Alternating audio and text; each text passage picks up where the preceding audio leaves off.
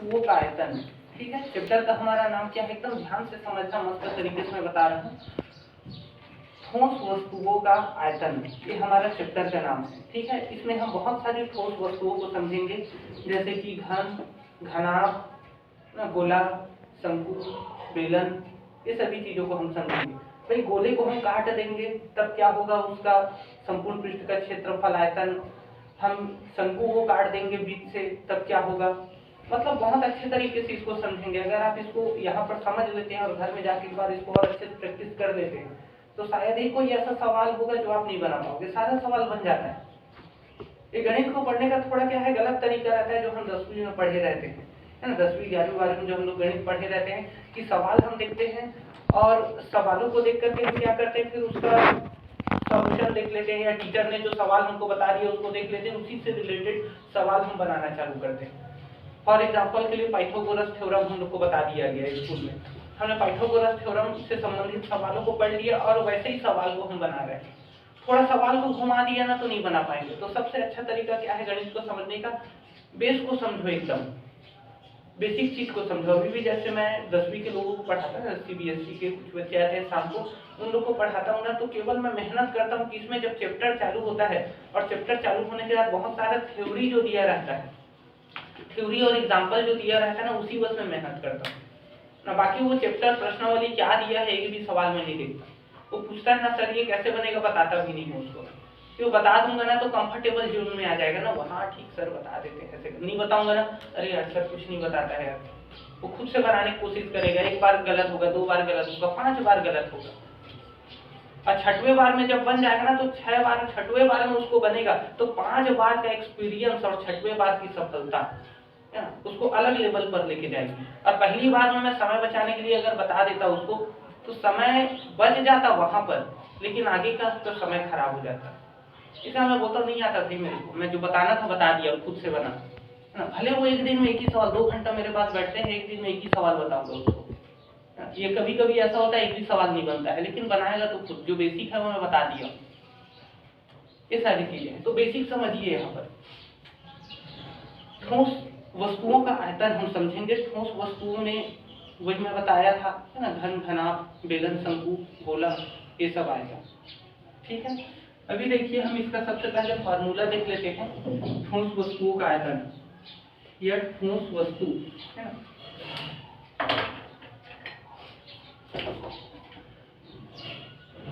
ठोस वस्तुएं, इसमें 2 प्रकार का सवाल पूछता है।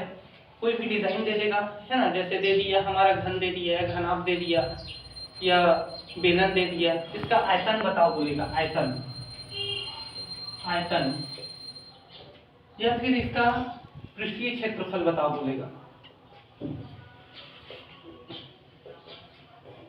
पृष्ठीय क्षेत्रफल बताओ बोलेगा।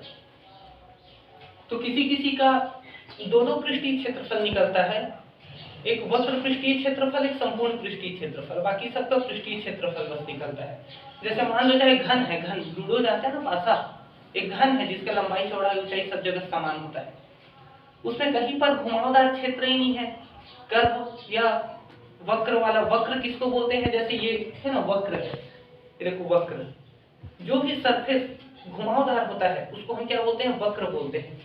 तो घन में कहीं पर वक्र होता ही नहीं है तो उसका वक्र पृष्ठीय क्षेत्रफल नहीं निकलेगा, उसका केवल संपूर्ण पृष्ठीय क्षेत्रफल निकलेगा। घनाभ में भी सब जगह समतल समतल सरफेस होता है, प्लेन प्लेन सरफेस, दीवार, तो वहां पर भी वक्र पृष्ठीय क्षेत्रफल नहीं निकलेगा। भाई जहां वक्र सरफेस होगा वहीं वक्र सरफेस, कर्व सरफेस एरिया वही निकलेगा ना। और कोई डिजाइन हम रखे हैं उसमें कर्व सरफेस ही नहीं है तो उसका कर्व सरफेस एरिया कहां से निकलेगा। तो जैसा कि हमारा बेलन है, बेलन है ना, बेलन ये देखो, ये ऐसा होता है हमारा बेलन, ये ऐसा। तो ये प्लेन सरफेस है और ये प्लेन सरफेस है और ये बीच वाला कर्व सरफेस है ना, ये गोल घुमावदार सरफेस है। तो इसमें निकलेगा कर्व सरफेस एरिया, केवल इसी को निकाल लो, इसी को, ये कर्व सरफेस एरिया है। सरफेस एरिया किसे कहते हैं, हमारे डिजाइन का, है ना, वो जो ठोस वस्तु हमने लिया है उसका वो सरफेस जो वायुमंडल के संपर्क में है, जिसको हम छू सकते हैं। जैसे कि ये है ना, ये ये एक डिब्बा है, इसका सरफेस एरिया क्या होगा, ये सब, इसको हम छू सकते हैं, इसके अंदर को नहीं छू सकते, इसके अंदर को हम नहीं छू सकते, तो सरफेस एरिया में नहीं आएगा। मान लो जाए इसके अंदर एक मोबाइल रखा हुआ है, वो सरफेस एरिया में नहीं आएगा, है ना। इसके अंदर को अगर मोबाइल को निकाल के इसके ऊपर में रख देता हूँ, है ना, फॉर एग्जाम्पल के लिए ऐसे मैंने मोबाइल को निकाला, मोबाइल को निकाल के इसके ऊपर में रख दिया, अब ये हिस्सा भी वायुमंडल के संपर्क में आ गया, तो ये सरफेस एरिया बढ़ जाएगा इसका। अब इसको अंदर में रख दिया इसका ना, तो सरफेस एरिया में नहीं आएगा। तो सरफेस एरिया किसको कहते हैं, किसी भी, ये जैसे कि एक घनाभ का है ना, घनाभ है ये, जिसका लंबाई चौड़ाई ऊंचाई सब अलग अलग है, घन में क्या होता है, सब सेम होता है।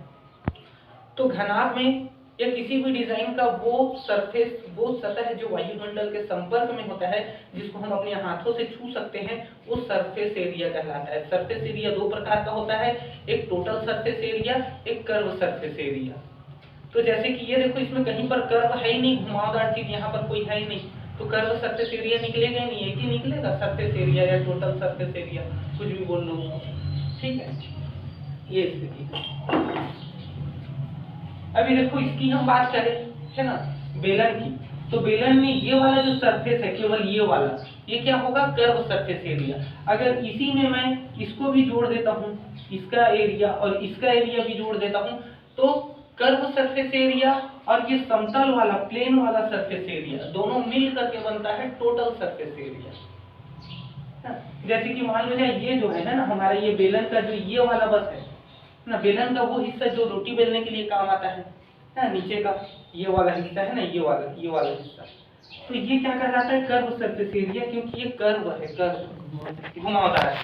तो इसका फार्मूला क्या होता है, 2πr/h, ये होता है, ये सिर्फ इसी का, इसका नहीं, इसका नहीं है ये, है ना, ऊपर नीचे जो ढक्कन है ना, उसका नहीं है। तो ऊपर का जो ढक्कन है वो एक वृत्त के रूप में है, वृत्त। और 9वीं 10वीं कक्षा में तुमने पढ़ा होगा कि भाई वृत्त का क्षेत्रफल का सूत्र होता है पाई आर का वर्ग, है ना, पाई आर का वर्ग। तो ये वृत्त का क्षेत्रफल निकल गया, और इसी साइज का वृत्त ये भी है, तो अलग से इसको नहीं निकालूंगा, सीधा 2 कर दूंगा, डबल, तो 2πr का वर्ग, तो दोनों का निकल गया ये, और ये जो है ये इसका है, और दोनों को जोड़ दूंगा तो ये आ जाएगा क्या, टोटल सरफेस एरिया। और केवल इसकी बात करें तो ये क्या है, कर्व सरफेस एरिया या वक्र पृष्ठ का क्षेत्रफल, और दोनों को मिला दिया तो ये क्या हो गया, टोटल सरफेस एरिया या संपूर्ण पृष्ठ का क्षेत्रफल। तो कर्व पृष्ठ का क्षेत्रफल किसमें निकलेगा, जो कर्व होता है, जैसे कि हमारा शंकु, ये शंकु हो गया, टोपी, बर्थडे वाला कैप जो होता है ना, वो एक शंकु का उदाहरण होता है। तो यहाँ पर देखो ये कर्व है और ये प्लेन है, तो कर्व सरफेस एरिया कहाँ निकलेगा, जहां कर्व सरफेस है और प्लेन भी है। जैसे गोला ले लो, गोला, गेंद, एक ठो बॉल, ये पूरा ही कर्व है, प्लेन कहीं पर नहीं है, तो इसमें जो निकलेगा ना कर्व सरफेस एरिया नहीं होगा, वो टोटल सरफेस एरिया होगा, क्योंकि जो निकलेगा वो एक ही ठो है, ये तो सरफेस। जैसे ये वाला एक सरफेस यहाँ पर खत्म हो जा रहा है, ये दूसरा सरफेस है, ये वाला एक सरफेस ये है, एक ऊपर का ढक्कन, एक नीचे का ढक्कन, तीन सरफेस है, इसमें कोई सरफेस नहीं है, एक ही सरफेस है जो पूरा कर्व ही है। तो इसको हम कर्व सरफेस एरिया वगैरह कुछ बोलेंगे नहीं, इसका टोटल सरफेस एरिया निकलता है गोले का। मान लो जाए गोले को ऐसे में बीच से काट दिया, तब ये कैसे बन जाएगा, ये ऐसा, और नीचे एक ठो ऐसा नया सतह, सेब होता है ना जी गोल, उसको बीच से काट दो तो एक नीचे अलग सतह, नया सतह बन जाता है। तो एक प्लेन सतह है, एक वक्र सतह है ना, वक्र या कर्व। तो अगर मैं इसको बस निकालूं तो ये वक्र पृष्ठ का क्षेत्रफल या कर्व सरफेस एरिया होगा, और साथ में इसके साथ अगर मैं ये ढक्कन जो है इसको भी अगर जोड़ देता हूं तो ये टोटल सरफेस एरिया हो जाएगा। कहने का मतलब क्या है, सरफेस एरिया दो प्रकार का होता है, टोटल सरफेस एरिया और कर्व सरफेस एरिया।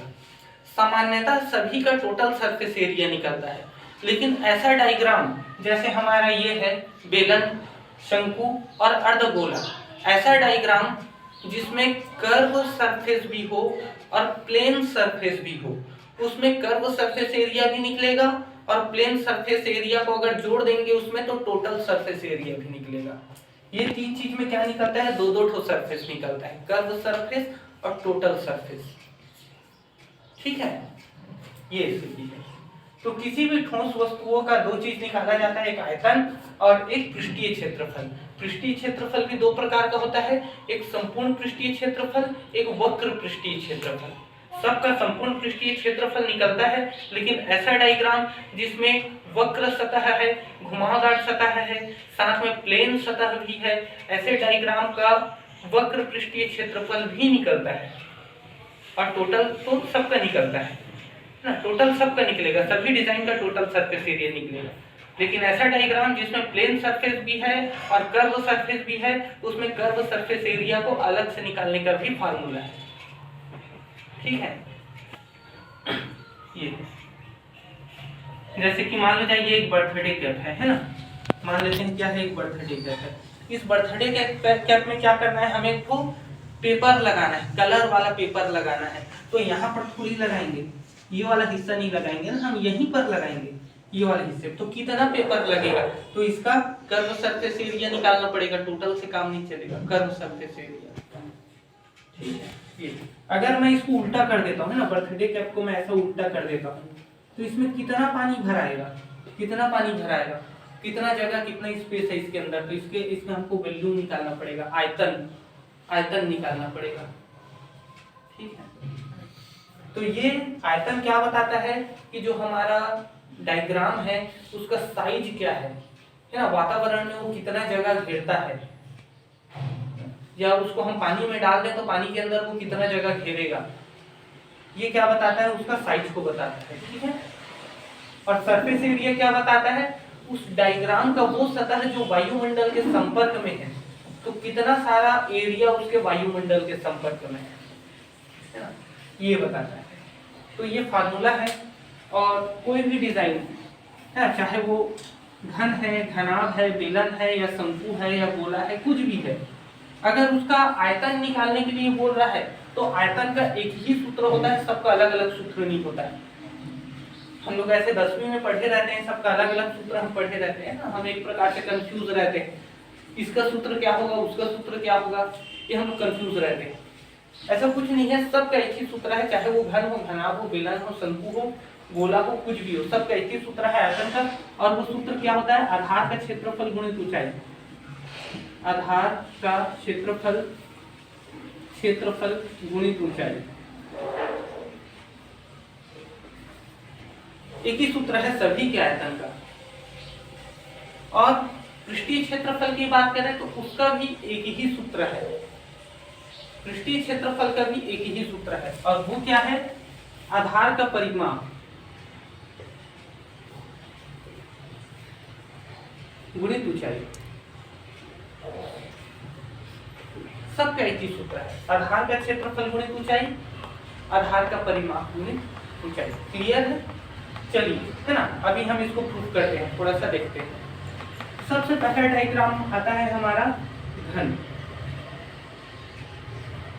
सबसे पहला डायग्राम हमारा आता है घन। ठीक है, अगर मैं घन की बात करूं तो इसमें लंबाई भी वही होता है जो चौड़ाई होता है, और ऊंचाई सब सेम होता है। लंबाई, चौड़ाई, ऊंचाई सब क्या होता है, इसमें सेम होता है घन में। एक लूडो पासा देखना, तो पासा में क्या है, लंबाई, चौड़ाई, ऊंचाई सब सेम होता है। इसमें भी क्या है, लंबाई, चौड़ाई, ऊंचाई जो है, जो भी है, सब सेम होता है। तो आधार का क्षेत्रफल गुणित ऊंचाई आयतन निकालने का हमारा सूत्र है। तो देखो इसका आधार का क्षेत्रफल क्या है, ये एक आधार है, इसका आधार है, बीच में बात नहीं करो, ये देखो है ना, ये इसका आधार है। और आधार कैसा है, एक वर्ग के रूप में है ना। आधार का क्षेत्रफल गुणित ऊंचाई, ये इसका आधार है घन का, और घन का जो आधार होता है वो क्या होता है, एक वर्ग के रूप में होता है। वर्ग किसको बोलते हैं, ऐसा चतुर्भुज जिसकी लंबाई और चौड़ाई समान हो उसको वर्ग बोलते हैं। ठीक है, तो ये एक वर्ग के रूप में है। तो इस वर्ग का क्षेत्रफल क्या होगा, लंबाई गुणित चौड़ाई, मतलब a का वर्ग, a का वर्ग, a का वर्ग या भुजा का वर्ग भी बोल सकते हैं ना, कोई भी एक भुजा, भुजा का वर्ग, भुजा का वर्ग। अब ये गुणित ऊंचाई है, तो ऊंचाई भी क्या है, a ही है, लंबाई भी a है, चौड़ाई भी a है, ऊंचाई भी a है, तो गुणित ऊंचाई।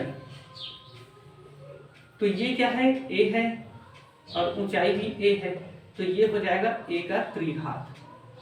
तो घन का आयतन कितना हो गया, एक त्रिघात। कहां से निकाला, आधार का क्षेत्रफल गुणित ऊंचाई से। अभी देखो क्या करते हैं हम, आधार का परिमाप, हाँ पृष्ठीय क्षेत्रफल निकालते हैं, है ना। इसका घन का है ना, घन का हम पृष्ठीय क्षेत्रफल निकालते हैं। तो घन का पृष्ठीय क्षेत्रफल के लिए भी वही सूत्र होता है जो सबके लिए होता है, आधार का परिमाप गुणित ऊंचाई। तो ये जो है ना हमारा जो घन है, इस घन का आधार जो है ये एक वर्ग के रूप में है, और इसका परिमाप कितना होगा, परिमाप किसको बोलते हैं, उसके चारों तरफ का एरिया। परिमाप का मतलब क्या होता है, उसके चारों तरफ का एरिया। कि भाई यहाँ पर हम हैं ए में, तो ए से बी में जाने में, बी से सी, फिर सी से डी, और डी से वापस ए में हमको क्या करना है, कांटा तार घेरना है। तो कितना लंबा कांटा तार लगेगा, वो लंबाई जो उसके किनारे से होकर के जाती है पूरा कंप्लीट करेगा उसको, है ना। उसी को क्या बोल देते हैं, जैसे वृत्त है तो वृत्त में हम परिधि बोल देते हैं, और चतुर्भुज है, पंचभुज है ना, पंचभुज है या त्रिभुज है, इसमें हम क्या बोलते हैं, परिमाप बोलते हैं। कोण वाला अगर कोई डायग्राम है तो हम इसमें परिमाप बोलते हैं, और इसमें परिधि बोल देते हैं। कहने का मतलब वो बाहरी लाइन का लंबाई ही होता है सब में, है ना। परिमाप बोलो चाहे परिधि बोलो, वो बाहरी लाइन का लंबाई है ना। तो यहाँ पर क्या है, आधार का परिमाप, आधार जो है ये इसका आधार एक वर्ग के रूप में इसका परिमाप। तो इसका परिमाप कितना है भाई, ये a है, ये a है, ये भी a, ये भी a, सब बराबर है। तो 1 2 3 4, 4 ठो a, तो कितना हो जाएगा आधार का परिमाप, 4a गुणित ऊंचाई, गुणित ऊंचाई। तो ऊंचाई क्या है इसका, a, ये हो गया भाई। इसमें एक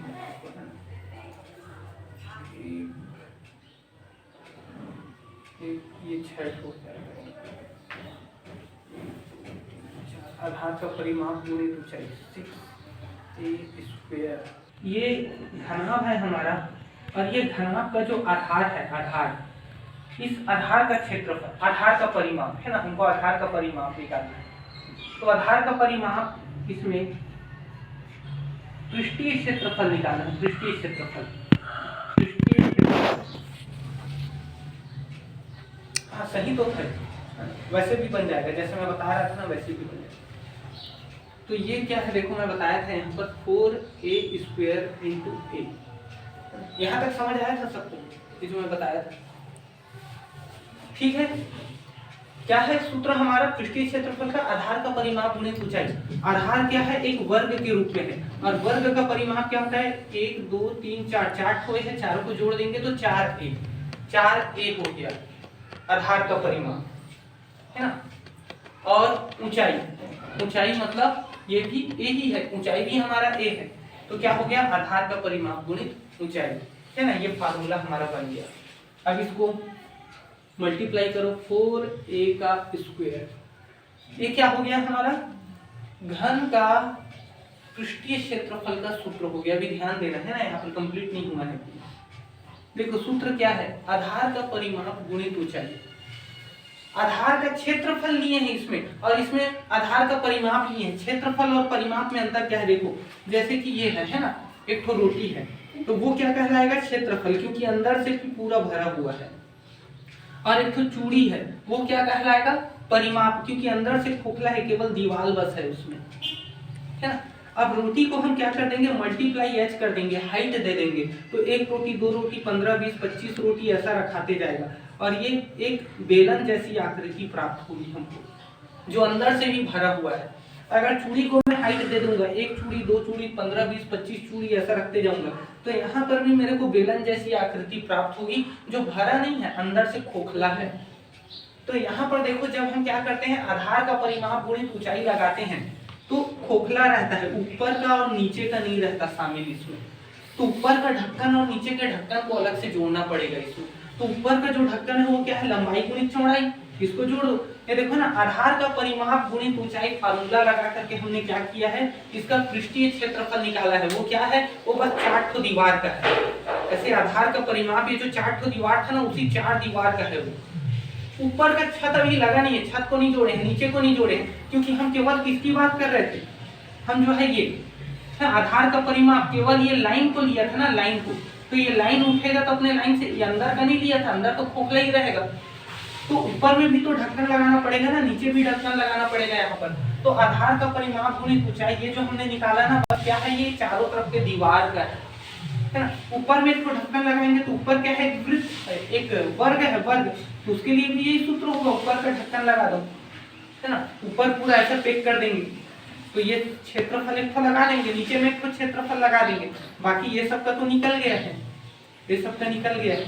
तो ये जो सूत्र है वो किसका है, केवल 4 दीवारों का है, ऊपर और नीचे का नहीं है, तो इसमें 2 ठो जोड़ना पड़ेगा, 2 ठो 2a² जोड़ना पड़ेगा, एक ठो a² इसका, एक ठो a² इसका, और a² क्या होता है, वर्ग का क्षेत्रफल, और बाकी जो 4 दीवार है इसका क्षेत्रफल हमने निकाल लिया है ना। अब ये दोनों मिलके क्या बन गया, पृष्ठीय क्षेत्रफल, संपूर्ण पृष्ठीय क्षेत्रफल, 4 दीवार भी है और छत और फ्लोर भी है इसमें, और ये क्या हो गया हमारा सूत्र 6a²। ठीक है, तो हमको याद इतना ही रखना है, सीधा सा वर्ग का संपूर्ण पृष्ठीय क्षेत्रफल कितना होता है, 6a², सीधा सीधा अगर बता देंगे 6a² तो इसमें आप कंफ्यूज हो जाओगे, इसमें इतना सारा अगर हम समझ लिए ना तो थोड़ा सा तो दिमाग में आएगा कि हाँ 6a² है, इसके बारे में तो पूरा 10 मिनट तक लेक्चर चला था, तो 6a²।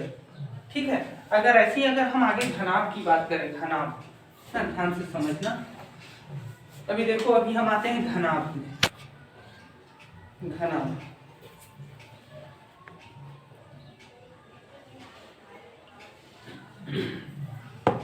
घनाभ है, घनाभ में क्या होता है, लंबाई चौड़ाई ऊंचाई सब सेम नहीं होता है ना, इसमें अलग अलग होता है। देखो जैसे ये अलग अलग दिख रहा है, जैसे ये मोबाइल का जो खड्डा दिखाया था ना, ये एक घनाभ का उदाहरण है ना। अगर इसको यहाँ बीच से काटूं, लंबाई चौड़ाई ऊंचाई अगर सेम हो जाए तो वो घन बन जाएगा फिर, ठीक है, तो ये घनाभ है। तो इसमें भी वही है जो इसका फार्मूला है, आयतन का लिए सूत्र क्या है, आधार का क्षेत्रफल गुणित ऊंचाई, जैसे इसका था, तो इसका देखो आधार क्या है, इसका आधार ये है, इसका देखो है ना, इसका आधार ये है, क्या है इसका आधार, आयत, आयत के रूप में। घनाभ का जो आधार होता है वो घन का जैसे वर्ग था, वैसे घनाभ के आधार को देखोगे तो ऐसा दिखेगा, आयत के रूप में। और हमारा सूत्र क्या है, आयतन का आधार का क्षेत्रफल गुणित ऊंचाई, तो इसका लंबाई अलग है, चौड़ाई अलग है, तो इसका सूत्र क्या हो जाएगा, एक चतुर्भुज का सूत्र क्या होता है, क्षेत्रफल का, बताओ, चतुर्भुज के क्षेत्रफल का सूत्र होता है लंबाई गुणित चौड़ाई। ठीक है, याद रखना, लंबाई गुणित चौड़ाई। तो ये हो गया, आधार का क्षेत्रफल हमने निकाल लिया, आधार एक आयत के रूप में है तो निकाल लिया लंबाई गुणित चौड़ाई। ठीक है, अभी हम क्या करते हैं, इसमें ऊंचाई भी शामिल कर देते हैं, क्योंकि सूत्र में बोला है आधार का क्षेत्रफल गुणित ऊंचाई, और इसका ऊंचाई क्या है, c, तो हमने लगा दिया c। चर्चा क्या हो गया भाई, आयतन का, घनाभ का आयतन, ये क्या हो गया हमारा, घनाभ का आयतन, आधार का क्षेत्रफल गुणित ऊंचाई, ये आधार का क्षेत्रफल हो गया और ये ऊंचाई हो गया, लंबाई गुणित चौड़ाई गुणित ऊंचाई करने से क्या निकलता है, घनाभ का आयतन निकलता है। क्लियर है, सब करते हैं ना। अब हम बात करते हैं पृष्ठीय क्षेत्रफल। ठीक है, घनाभ का पृष्ठीय क्षेत्रफल, तो वही सूत्र है घनाभ का पृष्ठीय क्षेत्रफल का भी, आधार का परिमाप गुणित ऊंचाई। लेकिन एक चीज ध्यान रखना, जब हम आधार का परिमाप गुणित ऊंचाई करके सूत्र लगाएंगे घनाभ में, तो उसमें छत और फ्लोर नहीं निकलता है ना, ऊपर और नीचे का ढक्कन शामिल नहीं होता, केवल 4 दीवार शामिल होते हैं। ये जो सूत्र है वो पृष्ठीय क्षेत्रफल का ही है, लेकिन इसमें ऊपर और नीचे का शामिल नहीं रहता है, उसको अलग से जोड़ना पड़ता है, जैसे हमने इसमें जोड़ा था, है ना। ये निकाल लिया हमने आधार का परिमाप, और ये जो है यहाँ पर अलग से हमने जोड़ा था, 2 ठो a² है, तो एक ऊपर का है और एक नीचे का है, तो इसमें भी सेम आधार का परिमाप गुणित ऊंचाई, पृष्ठीय क्षेत्रफल किसका, घनाभ का, आधार का परिमाप क्या होगा इसका, तो भाई जैसे कि एक हमारा क्या है, एक आयत है, आयत, इसका लंबाई a है, चौड़ाई b है, तो आधार का परिमाप क्या, आधार परिमाप या फिर परिधि क्या होता है, वो चारों तरफ का उसका किनारा जो बॉर्डर होता है ना, उसका टोटल लंबाई है ना। वृत्त है तो परिधि बोलते हैं, और कोई कोण वाला डायग्राम है तो परिमाप बोल देते हैं। तो ये यहाँ से हम चालू करेंगे नापना, ये ऐसा पूरा, तो ये ए है तो ये भी ए होगा, ये बी है तो ये भी बी होगा। तो ए धन बी धन ए धन बी मतलब 2a धन 2b क्या हो जाएगा, जोड़े इसको a धन b धन a धन b, क्या हो गया इसका टोटल परिमाप, 2 तो a है 2a और 2 तो b है 2b, 2a प्लस 2b इसके आधार का परिमाप हो गया 2a प्लस 2b है ना। अब ये क्या है, गुणित ऊंचाई है ना, गुणित ऊंचाई, तो ये हो गया कि हमारा आधार का परिमाप है ना गुणित हाइट है ना ऊंचाई। तो ये कर देंगे मल्टीप्लाई, ब्रैकेट में रख लो इसको, मल्टीप्लाई ये हो गया, ठीक है। 2a 2b और ये h, 2b बाहर निकल, हाँ अब तुम चाहो तो इसको अंदर मल्टीप्लाई कर सकते हो, h को 2ah प्लस 2bh, ये आ गया। ये क्या है, हमारे पृष्ठीय क्षेत्रफल का सूत्र है ना, किसका, घनाभ का। लेकिन एक चीज ध्यान दो, मैं बताया था ये केवल 4 दीवार का है, ऊपर का छत और नीचे के छत को नहीं जोड़े। तो नीचे के छत को नीचे मतलब ऊपर का छत और नीचे के फ्लोर को नहीं जोड़े हैं, ये दोनों ढक्कन अभी छूटा हुआ है। तो ये ऊपर का ढक्कन, ये क्या है साइज इसका, वही जो नीचे के ढक्कन का साइज है, और क्या है ए और बी, ए और बी, इसको जोड़ दो, ये सरफेस एरिया निकल गया पूरा, चारों दीवारों का एरिया है ये, हाँ, और इसका एरिया बाकी है, ऊपर का और नीचे का एरिया बाकी है। तो एक इसका जो है एरिया का सूत्र क्या होता है, अभी हमने निकाला था ये, लंबाई गुणित चौड़ाई, ये कर देंगे तो ऊपर का ढक्कन हो जाएगा, लंबाई गुणित चौड़ाई ये कर दिया तो ऊपर का ढक्कन हो गया, इसको 2 कर दिया, डबल कर दिया, बात नहीं करो ये रिकॉर्डिंग हो रहा है, बात नहीं करो। अगर हमने क्या कर दिया, इसको 2 कर दिया 2, तो क्या हो जाएगा, ऊपर प्लस नीचे दोनों का जुड़ के आ जाएगा, ठीक है। वही जो ऊपर का होगा वही तो नीचे का भी होगा ना। तो ऊपर का हमने क्षेत्रफल निकाल लिया, लंबाई गुणित चौड़ाई ए बी, इसको डबल कर देंगे 2, तो नीचे का भी शामिल हो जाएगा उसमें। तो क्या हो गया यहाँ पर 2ab है ना, एक और जोड़ दो, एक तो ab ऊपर का है, एक तो ab नीचे का है, ठीक है। तो ये हो गया क्या, पृष्ठीय क्षेत्रफल घनाभ पर। चाहो तो 2 कॉमन निकाल सकते हो, 2 कॉमन निकाल लेंगे, लंबाई गुणित ऊंचाई धन चौड़ाई गुणित ऊंचाई धन लंबाई गुणित चौड़ाई, ये सूत्र है किसका, 2ah plus bh plus ab, चाहो तो h की जगह c भी ले सकते हो, 2ab plus bc plus ca, ऐसा टाइप से आ जाएगा, ठीक है। ये क्या है, हमारा सूत्र है। जरूरी नहीं है भाई ऐसे ही बनाना है आपको, h बनाना है, आप a b c ले लो ना, 2ab plus bc plus ca, जहाँ पर a लंबाई है, b चौड़ाई है, c ऊंचाई है, सीधा सा फार्मूला। तो ये हमने देखा घन और घनाभ, क्लियर है। अभी चलिए हम देखते हैं बेलन। अब यहाँ पर क्या हो जाएगा, बेलन में एक प्लेन सरफेस भी है और एक कर्व सरफेस भी है, तो इसमें टोटल सरफेस एरिया भी निकलता है और कर्व सरफेस एरिया भी निकलता है। किसमें, बेलन में। शंकु में भी वैसे ही है, प्लेन सरफेस और कर्व सरफेस और आधा गोला है ना। वेलकम पिक्चर देखियो ना जी, सुबह से ना आलू बिका है ना आधा कांदा डायलॉग होता है ना उसका, तो हम वही बात कर रहे हैं, आधा गोला है ना, पूरा गोला नहीं, आधा गोला। तो हमारा जो आधा गोला है उसमें क्या होता है ना, जैसे सेब है ना, ये मान लेते हैं ये सेब है ना, इसको मैं नीचे से काट दिया, तो ये कर्व सरफेस और नीचे में थोड़ा सा प्लेन सरफेस भी है। तो जहां पर कर्व सरफेस होता है, प्लेन सरफेस होता है, दोनों होता है, वहां कर्व सरफेस भी निकलता है और टोटल सरफेस भी निकलता है। अगर ये पूरा गोल होता तो यहाँ पर नहीं निकलता है ना, यहाँ केवल टोटल सरफेस ही निकलता। तो कर्व सरफेस वही निकलता है जहाँ कर्व भी है और प्लेन भी है, ठीक है। तो हम पहला आते हैं अपने डायग्राम में, इसको मैं सबको मिटा दे रहा हूँ। पहला डायग्राम है हमारा बेलन, पहला डायग्राम है हमारा बेलन, ठीक है, सभी जानते हैं बेलन।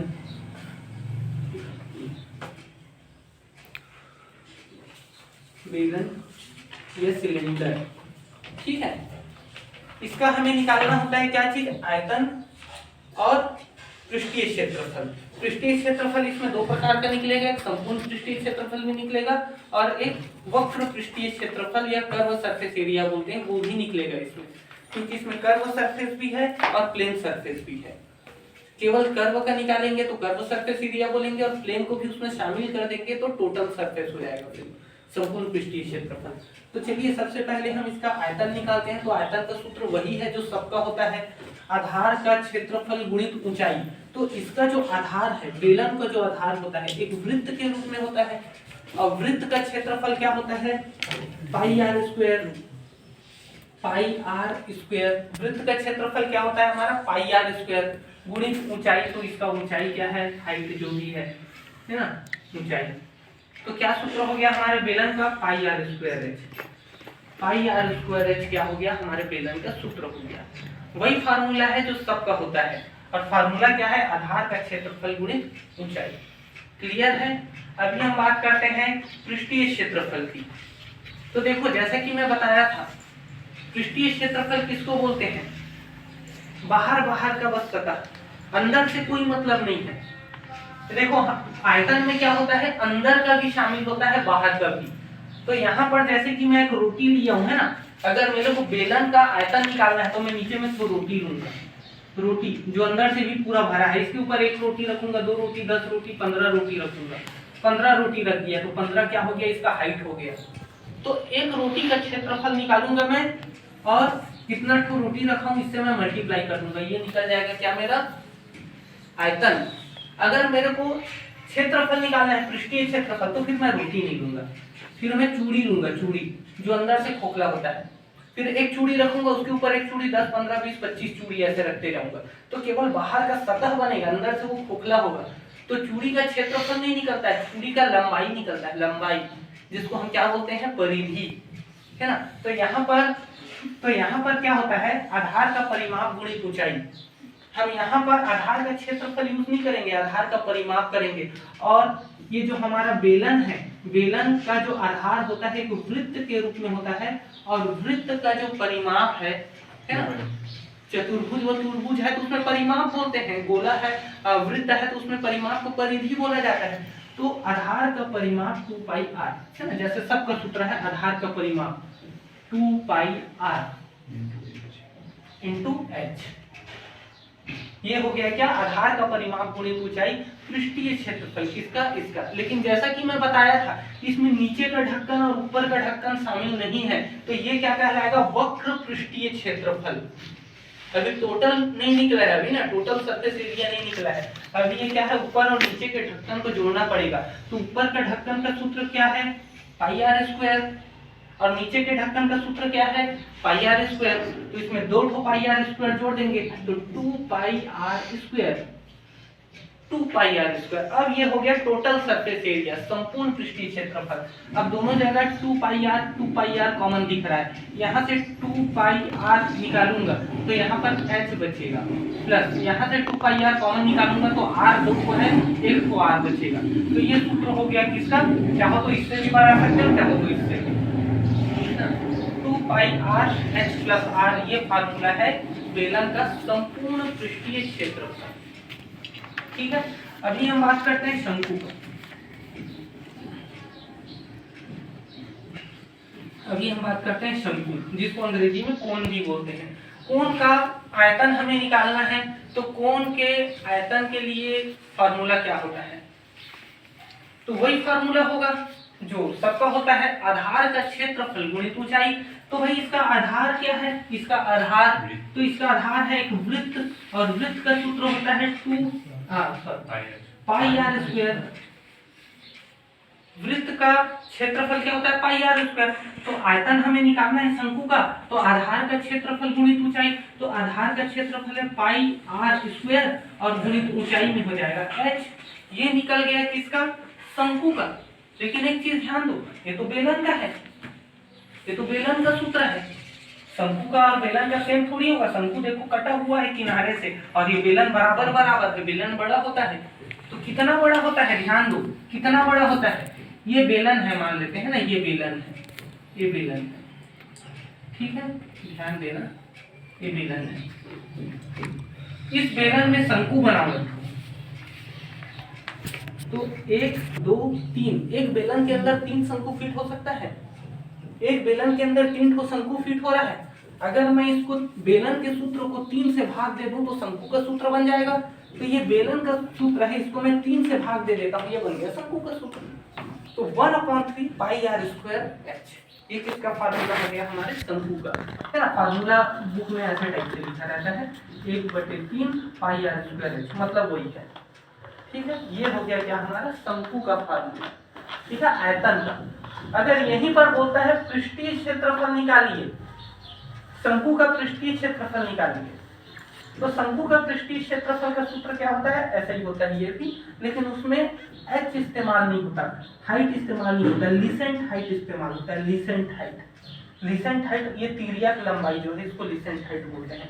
पाई आर एल, ये फार्मूला होता है शंकु का क्या, पृष्ठीय क्षेत्रफल। लेकिन ये कौन सा पृष्ठीय क्षेत्रफल है, इसमें ढक्कन शामिल नहीं है पाई आर एल में, केवल ये है। ये ढक्कन शामिल करना है तो कर दो, ये वृत्त है, वृत्त का क्षेत्रफल पाई आर स्क्वायर होता है, पाई आर स्क्वायर ढक्कन शामिल कर दो, कौन सी बड़ी बात है। तो अगर इसी को बस बोले तो हम ये क्या है, पाई आर एल शंकु का केवल वक्र पृष्ठीय क्षेत्रफल, ये नीचे का ढक्कन शामिल नहीं है। अगर इसको नीचे का ढक्कन शामिल करना है तो अलग से पाई आर स्क्वायर जोड़ना पड़ेगा, क्योंकि वृत्त है ये, दोनों जगह से पाई आर कॉमन निकाल देंगे। तो एल प्लस आर, ये क्या हो गया, शंकु का संपूर्ण पृष्ठीय क्षेत्रफल पाई आर एल प्लस आर, जहां एल क्या होता है, इसका लीसेंट हाइट होता है ना। ध्यान से समझो, ये देखो ये शंकु है हमारा, है ना, ये शंकु का हाइट है जो केंद्र से बिल्कुल इधर टॉप तक जाता है, ये हाइट है, और ये इसकी त्रिज्या है। त्रिज्या मान लेते हैं, हाइट कितना हो गया इसका, हाइट मान लेते हैं 5 है ना। त्रिज्या मान लेते हैं कितना है, 3 है, त्रिज्या 3 है। तो ये लिसेंट हाइट हमको निकालना है, लिसेंट हाइट। तो ये देखो दिख रहा है त्रिभुज जैसा, पाइथागोरस प्रमेय इस्तेमाल होगा इसमें। पाइथागोरस प्रमेय, ये 5 है, ये 3 है, ये कितना है बताओ। तो पाइथागोरस प्रमेय ये मान लेते हैं x है, तो x कर्ण का वर्ग बराबर लंब का वर्ग धन आधार का वर्ग, है ना, आधार का वर्ग। तो ये 5 पंचे 25, 3 3 9, कितना हो जाएगा जी, 34। x का वर्ग बराबर 34, वर्ग इस तरफ आएगा तो वर्गमूल बन जाएगा, वर्गमूल हो गया, लिसेंट हाइट निकल गया, वर्गमूल 34। हमने अपने मन से नंबर लिया, इस कारण ये ऐसा है, नहीं तो कोई 3 4 5 कुछ नंबर आ गया, यहाँ पर निकल गया लिसेंट हाइट। एल कैसे निकालेंगे, पाइथागोरस प्रमेय से, एल बराबर आर का वर्ग, एल का वर्ग बराबर आर का वर्ग धन एच का वर्ग, एल यहाँ से निकलेगा, है ना, लिसेंट हाइट। शंकु में लिसेंट हाइट का बहुत महत्व होता है। ठीक है, ये फार्मूला हो गया हमारा किसका, शंकु का। क्लियर है। अभी चलिए हम बात करते हैं गोला और अर्धगोला के बारे में। ठीक है, ये सारा चीज में मिटा देंगे। गोला के बारे में, गोला है ना, तो ये डायग्राम आपको दिख रहा है, तो ये सीडी कैसेट जैसा दिख रहा है, 2 डायमेंशनल। एक वृत्त होता है, एक गोला होता है। वृत्त मतलब कि सीडी कैसेट, ठीक है, चपटा वृत्त रोटी जैसा, और गोला मतलब कि 3 डायमेंशनल बॉल गेम। तो हम बात कर रहे हैं 3 डायमेंशनल ठोस वस्तुएं, है ना, त्रिविमीय वस्तुओं के बारे में, ये 3 डायमेंशनल है। ठीक है, तो गोला के बारे में बात करें तो गोला का आयतन क्या होगा, तो आधार का क्षेत्रफल इसका क्या है, तो भाई इसका तो आधार है नहीं, इसका आधार तो देखो ये बिंदु जैसा है ना, इसका कहाँ से आधार आ जाएगा, तो इसका थोड़ा सा आधार का क्षेत्रफल गुणित ऊंचाई फार्मूला है इसका ना, आधार का क्षेत्रफल गुणित ऊंचाई। इसमें कुछ ऊंचाई भी नहीं है ना, ऊंचाई भी नहीं है, ये सब जगह त्रिज्या, ये त्रिज्या है, ये त्रिज्या है, ये सब जगह त्रिज्या ही त्रिज्या है इसमें, और कोई आधार नहीं है। तो इसका क्या होता है 4/3 पाई आर का क्यूब। पाई आर का स्क्वायर क्यों नहीं, पाई आर का क्यूब क्यों लेते हैं, यहाँ पर लंबाई गुणित चौड़ाई गुणित ऊंचाई 3 ठो होता है ना इसमें, इस कारण ये क्यूब आ गया 4/3 पाई आर का क्यूब। ये फार्मूला आपको याद रखना पड़ेगा। ठीक है, 4/3 पाई आर का क्यूब। अगर हम बात करते हैं पृष्ठीय क्षेत्रफल का, पृष्ठीय क्षेत्रफल गोले का पृष्ठीय क्षेत्र, तो भाई क्षेत्रफल लंबाई गुणित चौड़ाई होता है, ऊंचाई नहीं होता उसमें, लंबाई गुणित चौड़ाई। क्षेत्रफल वर्ग में लिखाता है ना, भाई तुम्हारा जमीन कितना वर्ग फीट है, ये पूछते हैं तुम्हारा जमीन कितना घन फीट है, कितना वर्ग फीट है, ये पूछते हैं। क्योंकि क्षेत्रफल वर्ग में होता है काउंट, क्योंकि उसमें क्षेत्रफल में लंबाई और चौड़ाई बस होता है। अब मान लो जाए तुम गिट्टी मंगा रहे है ना, रेती मंगा रहे हैं, तो कितना घन फीट चाहिए, तो ज्यादा बोलोगे तो डंपर में भेजेगा, कम बोलोगे तो ट्रैक्टर टेम्पो में भेजेगा वो। तो ये सबको क्या पूछता है, घन फीट, तुमको कितना घन फीट गिट्टी चाहिए। क्योंकि जब गिट्टी डाला जाता है ना गाड़ी के ट्राली में, तो उसमें लंबाई चौड़ाई ऊंचाई तीनों बन जाता है उसमें। तो यहाँ पर क्या है, आयतन की बात करें तो ये लंबाई चौड़ाई ऊंचाई तीनों था, इस कारण r का त्रिघात आया, यहाँ पर r का वर्ग आएगा। सूत्र क्या होगा, गोले का पृष्ठीय क्षेत्रफल 4 पाई r का वर्ग, 4 पाई r का वर्ग। गोले को काट देता हूँ आधा, है ना, गोले को मैं आधा काट देता हूँ, तो ये नीचे तो समतल सतह बन जाएगा, समतल सतह। ठीक है, अब इसका आयतन कितना होगा भाई, जितना इसका था आधा काट दिए तो इसको भी आधा कर दो, है ना, इसको 2 से भाग दे देंगे, 4 पाई था तो ये 2 हो जाएगा, 2/3 पाई r का क्यूब। ये हो गया फार्मूला, 2/3 पाई r का क्यूब। 4/3 था तो गोले को हमने आधा काट दिया, तो फार्मूले को भी आधा काटना पड़ेगा। 4/3 पाई r क्यूब था तो ये 2/3 पाई r क्यूब हो जाएगा। क्लियर है। अब यहाँ पर देखो ये क्या हो जाएगा, 3 पाई r स्क्वायर, है ना। कैसे समझो भाई, देखो ध्यान दो, मैं आयतन को आधा काट दिया तो अर्धगोले का आयतन निकल गया। अभी मैं पृष्ठीय क्षेत्रफल को आधा काट दूंगा तो अर्धगोले का पृष्ठीय क्षेत्रफल निकल जाएगा, काट दो आधा, 2 पाई r स्क्वायर। ठीक है, 2 पाई r स्क्वायर, ये संपूर्ण गोले का पृष्ठीय क्षेत्रफल है 4 पाई r स्क्वायर। ये अर्धगोले का पृष्ठीय क्षेत्रफल है 2 पाई r स्क्वायर। लेकिन ध्यान दो, अब इसमें एक नीचे ढक्कन बन गया है काटने के बाद, एक नीचे प्लेन सरफेस बन गया है। एक गोले को जब मैं गेंद को जब काटा हूं ना, तो गेंद के नीचे में जहां से मैं काटा हूं वहां एक तो प्लेन सरफेस बन गया है गोल सा, तो इसका भी तो जोड़ना पड़ेगा ना। इसमें पहले क्या था, जुड़ा हुआ था, अब ये अंदर का जो हिस्सा है, ये वाला हिस्सा ये बाहर आ गया, वातावरण के संपर्क में आ गया है, अब ये भी सरफेस एरिया में काउंट होगा, तो इसको जोड़ना पड़ेगा कि ये कैसे दिखता है, ये ऐसे दिखता है काटने के बाद। भाई इसको मैं क्या करता हूँ, इसको मैं क्या करता हूँ, यहाँ बीच से काट देता हूँ, यहाँ गोल चपटा बनेगा ना सरफेस, तो ये सरफेस क्या है, ऐसा दिखता है गोल, और इसका सरफेस का सूत्र क्या होता है, पाई r का स्क्वायर। एक तो पाई r का स्क्वायर और जोड़ना पड़ेगा, तो 2 ठो पहले से था पाई r स्क्वायर, एक तो नया पाई r स्क्वायर आ गया, तो क्या हो गया 3 पाई r स्क्वायर, ये हो गया। और अगर नीचे के ढक्कन को नहीं जोड़ोगे तो बस ये ऊपर का बस रहेगा, जिसको हम कर्व सरफेस बोल सकते हैं। क्योंकि अभी देखो ये अर्धगोले में क्या हो गया, कर्व सरफेस भी आ गया और प्लेन सरफेस भी आ गया, और जहां कर्व सरफेस और प्लेन सरफेस दोनों होता है वहां 2 ठो सूत्र बनता है, एक कर्व सरफेस का, एक टोटल सरफेस का। तो 3 पाई किसका है, टोटल का है, और ये 3 पाई में मैं ढक्कन को अगर नहीं जोड़ता हूं, अगर मैं इसको ही रखता हूं 2 पाई r स्क्वायर, तो ये नीचे का नहीं रहेगा, केवल ऊपर का ही कर्व एरिया रहेगा। एक कर्व सरफेस एरिया का फार्मूला है। तो देखो 3 ठो फार्मूला बना इसमें, 4 पाई r स्क्वायर, 3 पाई r स्क्वायर और 2 पाई r स्क्वायर। 4 पाई r स्क्वायर पूरे गोले का संपूर्ण पृष्ठ, 3 पाई r स्क्वायर अर्धगोले का संपूर्ण पृष्ठ, और 2 पाई r स्क्वायर नीचे का ढक्कन छोड़ दिए, केवल अर्धगोले का वक्र पृष्ठ। ठीक है, आयतन की बात करें तो 4/3 पाई r का क्यूब, और ये हो जाएगा 2/3 पाई r का स्क्वायर। बस इतना ही फार्मूला हमको देखना है। देखो क्या क्या देखा हमने देखा एक घन, एक देखा हमने घनाभ, एक देखा हमने बेलन, और एक देखा हमने शंकु, और एक देखा हमने गोला, एक देखा हमने अर्धगोला। इस सब में हमने क्या देखा, आयतन और संपूर्ण पृष्ठ का क्षेत्रफल। 1 2 3 4 5 6 ठो आयतन देखा, 6 ठो संपूर्ण पृष्ठ का क्षेत्रफल देखा। अब देखो बेलन, शंकु और अर्धगोला 3 ऐसा डायग्राम है जिसमें हमने वक्र पृष्ठ का क्षेत्रफल भी देखा, 3 डायग्राम। तो टोटल क्या था, टोटल 15 ठो हमने देखा फार्मूला, ये 15 ठो फार्मूला हमको एकदम मुंजवानी पता होना चाहिए कि फार्मूला आ गया, तुरंत वहां पर पता होना चाहिए फार्मूला क्या है। कंफ्यूजन नहीं होना चाहिए ना, कंफ्यूजन देखो, कंफ्यूजन एक सीधा सीधा मैं लिख के दे सकता था कि भाई ये फार्मूला है 15 को कल याद करके आना, कल सवाल बनाएंगे।